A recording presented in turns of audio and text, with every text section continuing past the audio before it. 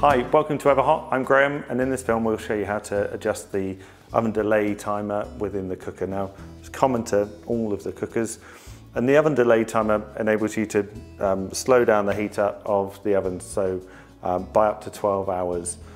Factory set, our eco setting will put the cooker into slumber, into the eco mode between 9 at night and 5 in the morning. But if you're like me, perhaps you won't use the ovens until later on in the day, perhaps not until lunchtime or even the evening. So you can separate out the heating of the hot plate and the ovens and delay the ovens heating up.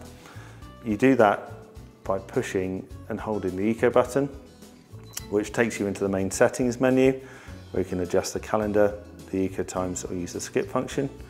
We're interested in the eco setting, so push the power button corresponding to that. We've already got our eco setting set. It's on factory settings, so eco is turning off at 5 in the morning.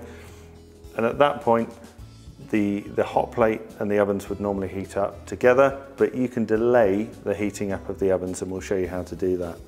So if you click through, you'll see DLY, that's your oven delay timer. So factory set is a 3-hour delay. So your hot plate will start heating at 5 AM.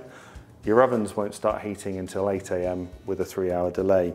Now, if you'd like to shorten that delay, you simply use the down button to subtract hours.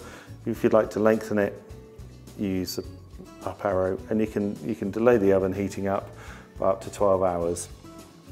As I said, factory set, that's 3, and you can do that for each day of the week. So you just need to cycle through till Monday and then adjust that delay if you'd like to, or leave it as it is. You can do that for each day of the week. Once you're happy, a quick push on the eco button takes you back to your main menu setting, and then another quick push will take you back to the main temperature setting page.